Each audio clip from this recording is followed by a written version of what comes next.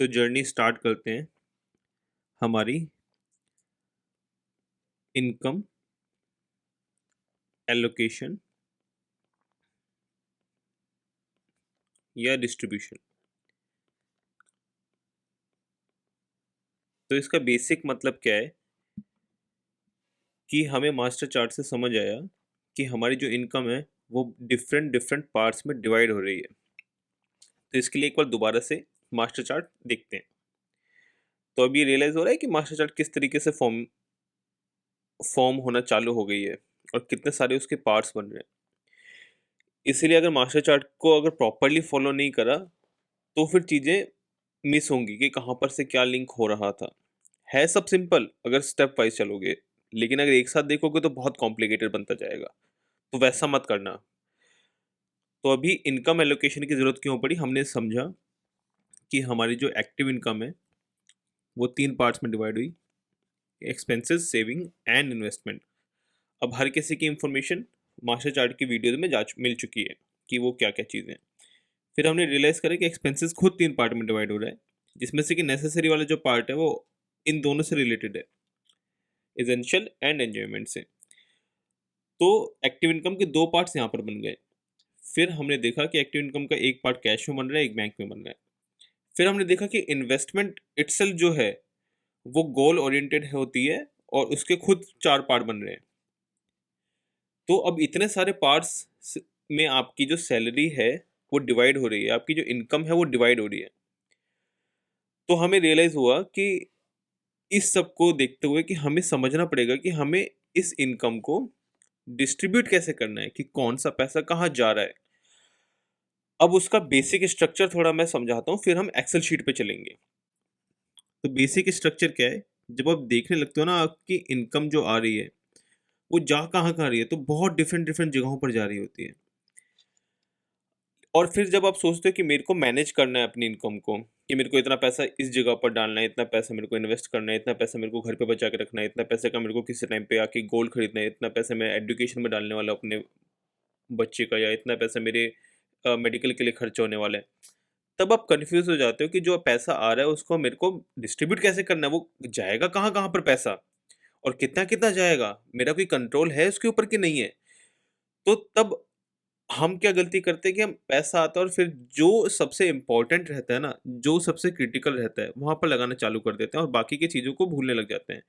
फिर इश्यू क्या होता है कि बाकी की जो चीज़ें ना वो क्रिटिकल बनने लग जाती हैं, और वो पहले से एक चीज़ क्रिटिकल बन चुकी है, फिर एक और चीज़ आपने क्रिटिकल लाइफ में बना ली है। तब आप बहुत कन्फ्यूज़ हो जाते हो कि यार अब मैं करूँ क्या? मेरे को तो समझ ही नहीं आ रहा, मेरा पैसा लिमिटेड आ रहा है, मैंने कुछ उससे बिल्ड नहीं कर पाया और मेरा पैसा जो आ रहा है वो सारा चला जा रहा है, और उसके बाद फिर आपको लोन लेने के लिए जाना पड़ जाता है। पॉसिबिलिटी है ये, ज़रूरी नहीं कि हर किसी की लाइफ में हो। इश्यू क्रिएट ऐसे होते हैं। तो हमारा क्या स्ट्रक्चर रहेगा ना, देखो, शुरुआत में आपको सिस्टमैटिक वाइज़ ना अपने जो खर्चे हैं, जो एक्सपेंसेस हैं, या जो सेविंग्स हैं, या फिर जो इन्वेस्टमेंट्स हैं, उनको लिखकर फॉलो करना पड़ेगा 2 वीक से लेके 4 वीक्स तक, इतना टाइम लगेगा। तो उसमें माइनर डिटेल्स आपकी जाएँगी। मतलब ऐसा नहीं कि सिर्फ़ मेजर-मेजर डिटेल्स जाएँगी, बट वो माइनर डिटेल्स से क्या है ना, आपको हैबिट बनेगी एक। हैबिट क्या बनेगी कि आपको आइडिया लग जाएगा कि मेरा कितना पैसा कहाँ-कहाँ जा रहा है ना? और फिर जब वो हैबिट बन जाएगी तो आपको माइंड को पता चलेगा कि मेरा इतना-इतना पैसा मेरा यहाँ-यहाँ पे जाता है, और मेरा जो इन्वेस्टमेंट में इतना पैसा लगना होता है, मेरा एक्सपेंसेस में इतना पैसा लगना होता है, जो हमने सीखा है ऊपर से कि किस तरीके से इनकम डिवाइड होती है, एक्टिव इनकम, और हर किसी पोर्शन में कितना-कितना पैसा जाने वाला है या जा रहा है, वो हमें आइडिया लगने लग जाता है। फिर जब आपकी हैबिट बन जाती है ना, तो फिर आपकी मसल मेमोरी बन जाती है वो। आपका ब्रेन को काम करने की ज़रूरत ही नहीं पड़ती है। आपका दिमाग फटाफट वो चीज़ें सोच लेता है और आपका हाथ अपने आप काम करने लग जाता है कि हाँ, मेरा इतना पैसा वहाँ पर जा रहा है। वो चीज़ हमें बिल्ड करनी है, बट उस चीज़ को बिल्ड करने के लिए ना जो माइनर डिटेल्स हैं, ये कुछ ड्यूरेशन तक जो मैंने बताया, ये हमें करना पड़ेगा। और इस चीज़ को बहुत क्लियरली समझो, एक्सेप्ट करो, आपके पास अभी नाउ की सिचुएशन में, अभी की सिचुएशन में क्या है। एक्सेप्ट करो, इस चीज़ को अवॉइड मत करो।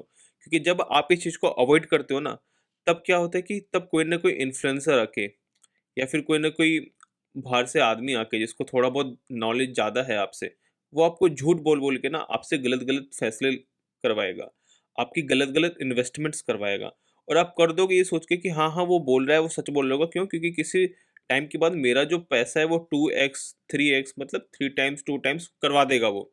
और फिर जब वो नहीं होता और जब आपको रियलाइजेशन होता है, तब तक आप सब गवा चुके होते हो, क्योंकि आप कोई एक्शन नहीं ले सकते हो, क्योंकि वहाँ पर कोई ना कोई कंडीशंस होती हैं जो वो आपसे साइन करा लेता है। और जो इन्फ्लुएंसर होता है उसको कोई ऑब्लिगेशन नहीं होती है, जो मैंने आपको पहले ही क्लियर कर दिया। उसको कोई ऑब्लिगेशन नहीं है कि आपको सही चीज़ कराएगा ही कराएगा। इसके बाद हम अभी एक्सेल शीट पे चलते हैं और समझते हैं कि कैसे-कैसे आपको ये जो माइनर डिटेल्स हैं, ये फिल करना पड़ेगा, और 2 से 4 हफ्ते तक उसको फॉलो करना पड़ेगा, ताकि आपको रियलाइज़ हो जाए कि आपका मंथली एक्सपेंस हो कितना रहा है। और इसमें भी हम सिस्टमैटिक वे में चलेंगे, क्योंकि एक्सपेंस पहले समझने हैं, फिर सेविंग्स, फिर इन्वेस्टमेंट। कैसे-कैसे समझना है, क्या-क्या सीक्वेंस रहेगा, वो मैं बताऊँगा आपको, ठीक है? तो ये है हमारी फर्स्ट एक्सेल शीट। तो एक्सेल शीट हमें क्यों बनानी पड़ रही है, वो हमें क्लियर हुआ। और अगर जिन लोगों के पास एक्सेल शीट की इंफॉर्मेशन नहीं है, या फिर जिन्हें बिल्कुल भी एक्सेल शीट चलाना नहीं आता है, तो प्लीज़ थोड़ी सी वीडियोस देख के एक्सेल शीट का बेसिक समझ जाना कि मल्टीप्लिकेशन कैसे होता है, या फिर उसमें जो डेटा है वो कैसे दिखता है, टेबल्स कैसे होती हैं। थोड़ा सा ज़रूरी है वो, आपका काम बहुत आसान कर देती है। बेसिक भी चलेगा अभी इनिशियल फेज़ के लिए, बाद में ज़रूरत पड़ेगी तो नेक्स्ट सीख सकते हैं। तो अभी हम आते हैं, ये हमें एक्सेल शीट की ज़रूरत क्यों पड़ी, या फिर हमें क्यों देखना पड़ रहा है कि हमारे खर्चे कहाँ-कहाँ पे जा रहे हैं। तो हमें रियलाइज़ हुआ हमारी active income different different parts में डिवाइड हो रही है, और उन डिफरेंट पार्ट्स में हमें रियलाइज़ हुआ कि उनके सब पार्ट्स हैं, और उन सब पार्ट्स के भी सब पार्ट्स हैं। तो फिर हमें दिखा कि यार हमारा इतना ज़्यादा डिस्ट्रीब्यूशन हो रहा है पैसे का, कभी हम एक बार देखें तो कि पैसा जाता कहाँ-कहाँ पर है। और अब इस चीज़ को समझना थोड़ा चालू करते हैं। अपने एक्सपेंसेस को समझना सबसे ज़्यादा इम्पोर्टेंट है, अगर आपको इन्वेस्टमेंट में घुसना है तो। कि आपको पैसा कैसे लगाना है, आपको कैसे कंट्रोल करना है। याद है वो जो वीडियो में सीखा था कि इन्वेस्टमेंट में हमने ये तो समझ लिया कि कहाँ पर इन्वेस्ट करना है, वेयर का आंसर मिल गया, क्यों इन्वेस्ट करना है वो आंसर भी मिल गया था। लेकिन कितना करना है और कैसे करना है, वो हमें नहीं पता था। तो अब इस चीज़ को समझते हैं। तो इस एक्सेल शीट में आपने नोटिस करा होगा कि मैंने यहाँ पे लिखा हुआ है कंडीशंस, है ना? अब ये कंडीशंस क्या हैं? तो इस चीज़ को समझते हैं कि हर इंसान की लाइफ़स्टाइल डिफरेंट हो सकती है। हर इंसान की फैमिली में लोग डिफरेंट हो सकते हैं। हर इंसान की फैमिली कंडीशंस डिफरेंट हो सकती है। इवन उसकी खुद की कंडीशन भी डिफरेंट हो सकती है। तो यहाँ पर एक बेसिक कंडीशंस मैंने एज्यूम करी हैं। ज़रूरी नहीं कि हर किसी की सेम होगी, बट पैटर्न क्या फ़ॉलो करना है वो इससे क्लियर होगा। जिससे कि आपको रियलाइज़ेशन हो कि करना कैसे है। तो इसमें पहली कंडीशन मैंने क्या डाली कि मिडिल क्लास फैमिली से बिलोंग करता है जो भी इंसान अर्निंग कर रहा है। हो सकता है आप सिंगल हो या मैरिड हो, बट आपकी फैमिली होगी तो मिडिल क्लास फैमिली से बिलोंग करते हो। सेकंड कंडीशन, आप अनमैरिड हैं। थर्ड कंडीशन, फादर और मदर जो है आप पे डिपेंडेंट नहीं है। डिपेंडेंसी का मतलब क्या रहता है कि आपके फादर और मदर आपकी सैलरी का कुछ भी पोर्शन नहीं ले रहे हैं, ये हम कंसिडर करके चल रहे हैं। आप इनिशियल फेज में डेट फ्री हो सकता है आप डेट फ्री ना हो सकता है कि आपके ऊपर एजुकेशन लोन चल रहा हो सकता है आपके फादर या मदर ने कोई लोन लेके रखा हो, वो भी चल रहा हो। बट उस चीज़ को इस शीट में कैसे लेकर आना है वो हम बाद में समझेंगे, क्योंकि वो चीज़ें पहले समझने पड़ेंगी, क्योंकि वो फाइनेंशियल टूल्स होते हैं। इसके बाद रेंट, जैसे कि मैंने एज्यूम कर लिया कि आप काम करने के लिए कहीं पर रह रहे हैं, और वो भी अपनी फैमिली से दूर, और जहाँ पर आप रह रहे हैं वहाँ पर आपको रेंट पे करना पड़ रहा है। उसका अमाउंट कुछ भी हो सकता है, जो आपने सोच समझ के लिया होगा, ये मान के चल रहा हूँ मैं। ये कंडीशन कुछ मान के हमने चला। उसके बाद मैंने क्या देख बोला कि मंथली सैलरी जो है वो 1 लाख रुपए आ रही है। बहुत सारी मिडिल क्लास फैमिली के लिए 1 लाख रुपए बहुत बड़ी बात होती है, बट मैं दिखाना चाहता हूँ कि जो इंसान 1 लाख रुपया भी कमा रहा है मतलब मंथ में, उसके लिए भी इन्वेस्ट करना कितना मुश्किल होता है।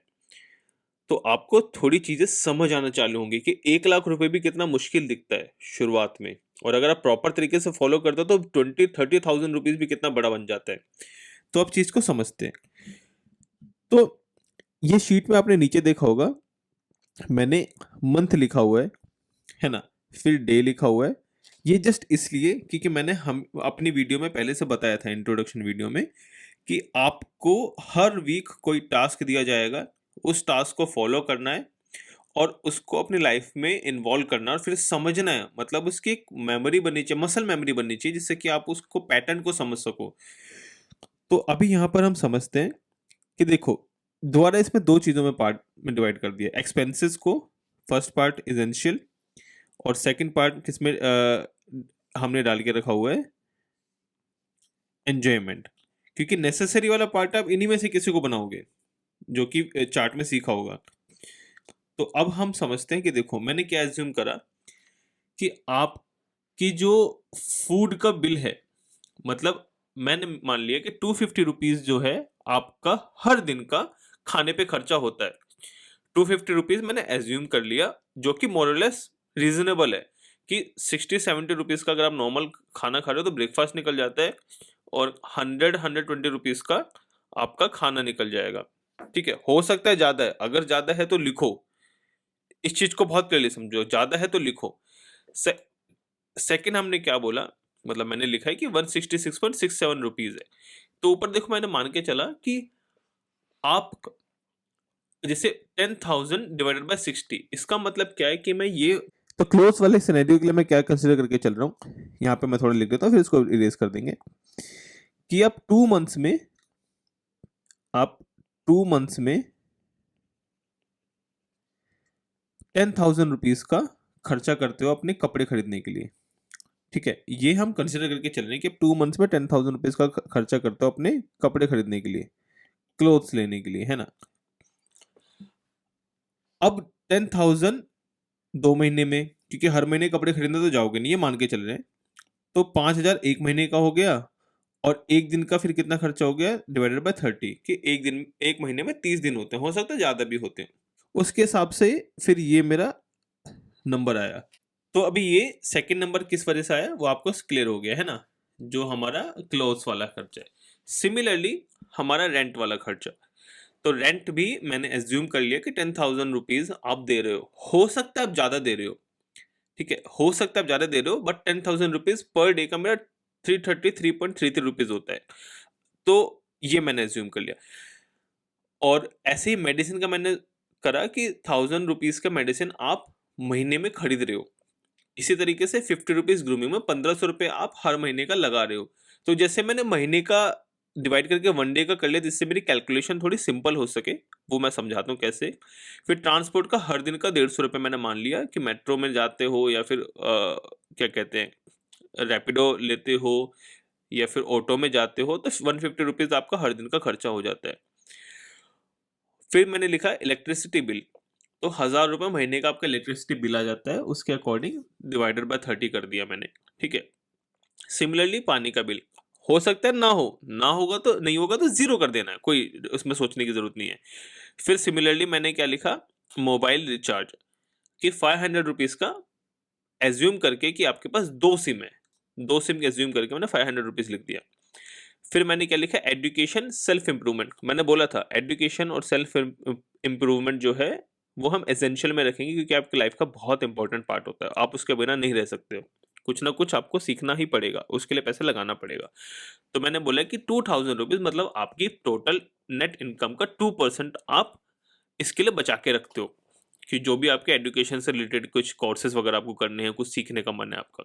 ठीक है, इसके अलावा अदर्स, अदर्स मैंने बोला कि इसके अलावा 2,000 रुपये के खर्चे आपके कुछ रैंडम हो गए जो हमें नहीं पता। अब ये सारी चीजें एसेंशियल हैं, आप इनमें चीजें अवॉइड नहीं कर सकते, कहीं ना कहीं आपकी फिजिकल हेल्थ, मेंटल हेल्थ के लिए जरूरी है, या फिर हो सकता है स्पिरिचुअल हेल्थ के लिए भी जरूरी हो।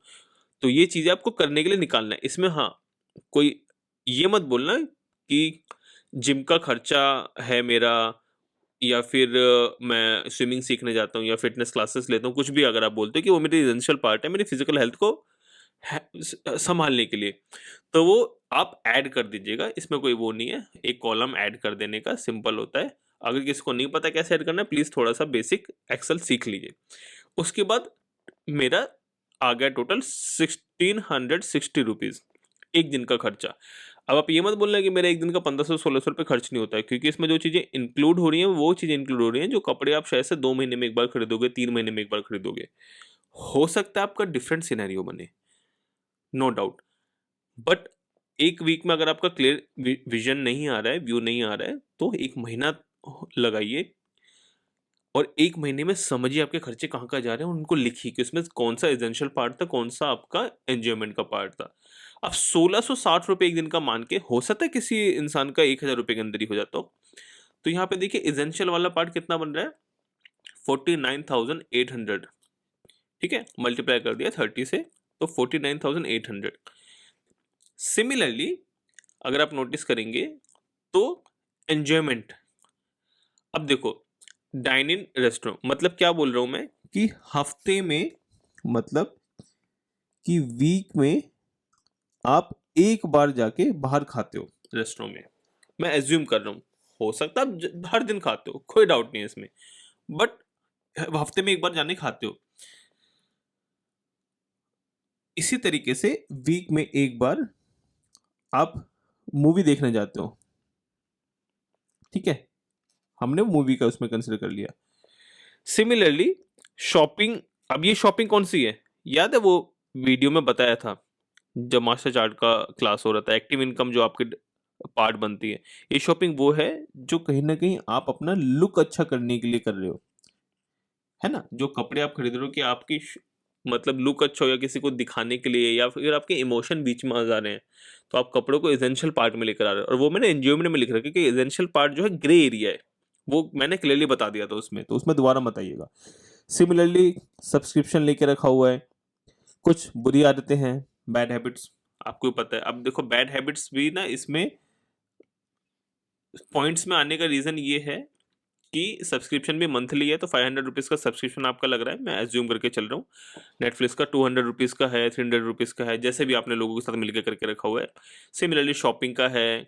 बैड हैबिट्स में वही कि 2000 रुपये आप खर्चा कर रहे हो महीने में, मान के चलो मैं 2000 रुपये कुछ ऐसी चीज़ें कि स्मोक करना या फिर कोई आपको हैबिट लगी हुई है, फिर पार्टी वार्टी के लिए आप जा रहे हो कि भाई एक थोड़ा सा मतलब क्लब वगैरह चले गए, जो भी आपका जो भी खर्चा होता होगा। सिमिलरली कहीं घूमने के लिए गए, तो अब देखो ट्रैवल जो है मैं 3000 रुपीज़ मान के चलो कि आप 1500 रुपये का एक दिन का होटल का रूम करोगे, और 2 दिन के लिए अगर कहीं बाहर जाके घूम रहे हो करके, या फिर सब लोग मिलके साथ में जा रहे हो तो एयरबीएनबी हो गया, इस तरीके से। ऐसे ही फ्लाइट्स या ट्रेन या बस, हो सकता है आपका कम लगे या ज़्यादा लगे, बट जो भी लगता है उसको लिखना है, जो भी एक्सपेंस होता है उसको लिखना है इनिशियल डेज में। अदर्स में फिर मैंने 2000 रुपये मान लिया कि खर्चा होता होगा। इसी तरीके से सिमिलरली 652 रुपीज़ का खर्चा आप हर दिन का इसमें कर रहे हो, ठीक है। ये हर दिन नहीं होगा, बट ये कैलकुलेशन के हिसाब से डिवाइड कर दिया हमने। ये चीज क्लियर हुई?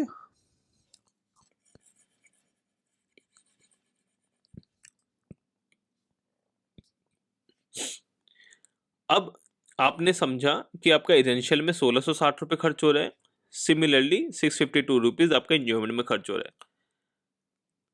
अब इन चीज़ों को ना एक्सेप्ट करो, आप मेंटली प्रिपेयर रहो कि अगर आप 1 लाख रुपए खर्चा मतलब सैलरी कमा रहे हो, या हर दिन का 3000 से ऊपर 3500 मान लेते हैं कमा रहे हो, तो आपका एसेंशियल चीज़ों में 50% पैसा जा रहा है, जो आप अवॉइड नहीं कर सकते। इसी तरीके से आप एंजॉयमेंट करते हो, और करना भी चाहिए, मैं बिल्कुल मना नहीं कर रहा। उसमें आपने देखा आपका 20,000 रुपये 1 लाख का उसमें चला जा रहा है करीब करीब, आपके पास कितना बच रहा है? 30,000। अब इसके साथ में ना मैंने परसेंटेज लिखी हुई है, आप नोटिस करेंगे तो, है ना, 49% मतलब 50% हो गया, 20% ये हो गया, 30% ये हो गया। ये परसेंटेज ना लिखने का बहुत बड़ा रीजन है। ये रीजन क्या है कि जब भी आप कोई एक्सपेंस करोगे या कोई इन्वेस्टमेंट करोगे, अब आपको क्लियर हो चुका है इन्वेस्टमेंट और एक्सपेंसेस क्या होते हैं, या फिर कोई सेविंग्स करोगे, तो वो परसेंटेज में होनी चाहिए, हमेशा परसेंटेज में होनी चाहिए। उसका रीजन क्या है वो हम समझेंगे इसके बाद, क्योंकि अभी जस्ट एक्सपेंसेस ही समझना है, फिर सेविंग्स समझना है, उसका एक्सेल शीट समझना है, और सिमिलरली इन्वेस्टमेंट का, और इन्वेस्टमेंट बहुत बड़ा टॉपिक हो जाता है। और जो और जो इसके अलावा आपका इन्वेस्टमेंट होता है, तो उसमें जो रिटर्न्स आते हैं, है ना, वो हमेशा आपका अमाउंट होना चाहिए। मतलब कितने रुपए खर्च हुए, मतलब कितने रुपए आपने कमाए रिटर्न में। मतलब ये डायरेक्टली ओरिएंटेड इससे नहीं है कि आपका कितना परसेंट रिटर्न मिलने वाला है, 10% मिलेगा, 20% मिलेगा। मतलब जैसे कि आप जब पैसा लगाते हो, आप देखते हो कि मेरा 2 टाइम्स हो गया, 3 टाइम्स हो गया, या कितना परसेंट बढ़ गया। वो चीज़ है आपको रिटर्न ऑन इन्वेस्टमेंट कितना हुआ। बट मैं कह रहा हूँ जो रिटर्न आप निकालोगे, जो आप एक्चुअली रियलाइज करोगे कि हाँ मेरे को इतना फायदा हो गया है, इतना, तो वो परसेंटेज में नहीं होना चाहिए, वो हमेशा पैसे में होना चाहिए। वो पैसे में क्यों होना चाहिए? क्योंकि अल्टीमेटली आपको याद है, अभी इन्वेस्टमेंट आप क्यों कर रहे हो? गोल्स कंप्लीट करने के लिए। और गोल्स आपके स्पेसिफिक हैं, उसमें पता है आपको कितना अमाउंट लगने वाला है। तो आपको पता होना चाहिए कि आप कितना पैसा लगा रहे हो, उसके बदले कितना पैसा आना चाहिए, जिससे कि वो गोल कंप्लीट हो जाए। इसलिए गोल्स बहुत इंपॉर्टेंट है, ताकि आपको पता रहे कि क्या आपको ट्रेडिंग करना है। कोई फालतू में आपको बोल रहा है करोड़पति बना देगा 1 साल में, तो वहां जाना है। क्योंकि जस्ट इमेजिन के अगर आप साल में मतलब 1 करोड़ रुपए कमाने के लिए लायक बन गए, और वो भी कुछ वीडियोस देखकर अगर बन गए, जिसमें उस इंसान की शायद से 12 साल 15 साल की मेहनत है, जो वो सीखा है चीजें, उसके बाद आपको सिखा रहा है कि आप 1 महीने में बन जाओगे। और वो फिर अगर वो इतना खुद ही अर्निंग कर सकता है, तो वो आपको सिखाने के लिए क्यों बैठा है? वो सिर्फ एडिटिंग वगैरह करके आपको वीडियो बना के, फिर मैं जैसे बताया था, आपके इमोशन कैप्चर करने की कोशिश कर रहे हैं। वो मत होने दो। आपके गोल्स अगर फुलफिल हो रहे हैं, जो यहाँ पे लिखा हुआ है, तो आपको क्या टेंशन है यार? आराम से, कोई दिक्कत नहीं, चिल मारो। आपके गोल्स पूरे हो रहे हैं, तो आप क्यों ट्रेडिंग करना चाहते हो? मत करो ना भाई। तुम्हारे जो खर्चे हैं, जो तुमने प्लानिंग करा, जो तुमने सपने देखे थे, वो पूरे हो पा रहे हैं अगर तुम्हारे एक्सपेंसेस में, इन्वेस्टमेंट से, तुम क्यों जा रहे हो? और जब तुम ये समझना चालू कर दोगे ना, जब तुम्हें ये चीज क्लियर होने लग जाएगी, तब तुम फालतू लोगों के ना वीडियो देखना बंद कर दोगे, और फोकस करोगे इन्वेस्टमेंट पे, अपने खर्चों पे समझना चालू करोगे। अब इस चीज में एक चीज ना आपने नोटिस करी होगी कि आपके पास पैसा कितना बच रहा है? 30%, या बोल सकते हो 30,000 रुपये। तो ये 30,000 रुपये जो बच रहा है ना आपके पास, उसे एक्सेप्ट करो। आपके पास गेम खेलने के लिए सिर्फ 30,000 रुपीज ही है। 1 लाख में, 1 लाख रुपीज में सिर्फ 30,000 रुपीज है, जिसके साथ गेम खेल सकते हो। अब आप सोचो कि जब आप फालतू का ट्रेडिंग करने जाते हो,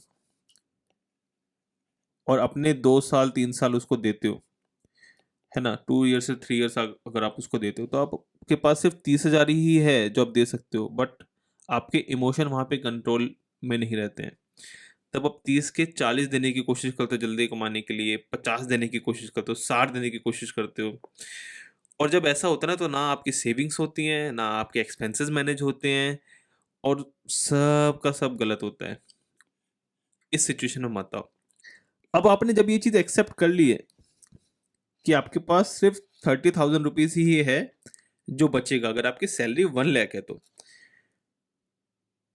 फिर जब आपके पास 30,000 रुपीज ही बचेगा, उसी को आप इन्वेस्ट कर सकते हो। उसी से आप बिग एक्सपेंसेस कर सकते हो, जो हमने सीखा कि बिग एक्सपेंसेस क्या होते हैं। उसी को आप सेव कर सकते हो। यही है जो आपका करता धरता है। अब कुछ लोगों को लगेगा 30,000 रुपए से मैं क्या कर सकता हूँ? कुछ नहीं कर सकता, मैं तो 30,000 रुपए में कुछ भी नहीं कर सकता। तो सोचिए, जो आदमी 20,000 रुपए कमा रहा है पूरा महीने का, वो तो अपनी जिंदगी में कभी कुछ नहीं कर पाएगा। बट ऐसा नहीं है, ऐसा नहीं है। और इसका मैं आपको श्योरिटी कैसे देता हूँ कि आप एक तो फॉलो करिए जो मैं बता रहा हूँ प्रॉपर तरीके से। दूसरा, मैंने आपको पहले बोल दिया है क्या, कि ये मेरा काम है कि आपके एसेंशियल वाले खर्चे से आपको एंजॉयमेंट वाला खर्चा कैसे निकाल के देना है। ये मेरा काम है। और जैसे आप एंजॉयमेंट वाला खर्चा निकाल लोगे एसेंशियल वाले खर्चे से, तो वो आपका ऐड हो जाएगा किसमें? रिमेनिंग में। तो यहां से 20,000 में से अगर मान लो मैं किसी तरीके से आपका 10,000 भी सेव करवा पाया, तो आपका टोटल 40K हो जाएगा इन्वेस्टमेंट के लिए।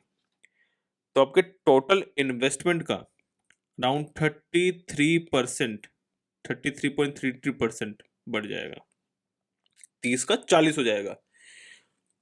इतना पॉसिबल है कि पूरा का पूरा एसेंशियल से ही एंजॉयमेंट पूरा फ्री हो सके, बट वहां तक मुझे खुद पहुंचने में 2 साल लग गए, और वो भी तब जब इंफॉर्मेशन इतनी ज़्यादा गड़बड़ है और बहुत कम लोग हैं अच्छी चीज़ें जो बता रहे हैं, और उन अच्छे लोगों तक पहुंचने के लिए आपको कुछ प्रॉपर तरीके से फॉलो करके सीखना पड़ता है। ठीक है, ये मैंने आपको बता दिया कि ये मेरा काम है आपको कैसे एसेंशियल वाले खर्चे में एंजॉयमेंट कराना है। और उसके बाद अगर आपने प्रॉपर तरीके से फॉलो करा तो कोई भी आपका गोल ऐसा नहीं जो कंप्लीट नहीं हो पाएगा, टाइम लेगा, क्योंकि मैं बोला था इन्वेस्टमेंट जो है वो रिस्क और रिटर्न दोनों है उसमें इंक्लूडेड, प्लस आपको बहुत अच्छे रिजल्ट चाहिए तो उसमें टाइम चाहिए। अभी फिलोसफी पूरी समझ आई क्या हमें करना है, तो इतना आपको क्लियर हो गया कि तो आपको क्या करना है, आपको अपना चार्ट बनाना है इसी तरीके से सिमिलरली, आपको एसेंशियल में कहाँ कहाँ खर्चे हो रहे हैं वो सब लिखने हैं, और ये आपके मूवी शॉपिंग वॉपिंग में जो भी आप खर्चा करते हो वो सब लिखना है, और वो कितना पार्ट बनता है आपके एसेंशियल का वो वहाँ पे डालना है, आपका कितना पार्ट बनता है एंजॉयमेंट का वो यहाँ पे डालना है, जो रिमेनिंग बच गया उसी का भी आगे का काम है जो हमें सेविंग्स और इन्वेस्टमेंट सीखना है। ठीक है, और एक्सेप्ट करो कितना पैसा है जो आपके पास बच रहा है, इस चीज को बिल्कुल अवॉइड मत करो, वो आपकी सबसे इंपॉर्टेंट चीज है एक्सेप्ट करना कि आपके पास कितना है, क्योंकि जब एक्सेप्ट कर लोगे तब आप समझोगे कि अब मेरे को ये कैसे लगाना है और जो आप खर्चा कर रहे हो उससे कैसे बचाना है। बचाने वाला काम लगाने वाला काम भी मैं सिखाऊंगा, लेकिन अगर आप एक्सेप्ट नहीं करोगे तो आपका ना वो मसल मेमोरी नहीं बनेगी डिसीजन जल्दी लेने के लिए, क्योंकि फाइनेंशियल टूल्स आपके डिसीजन अच्छा नहीं करते हैं, आपकी वो पहले की नॉलेज है वो उन चीज़ों को जो अच्छा करती है। ठीक है,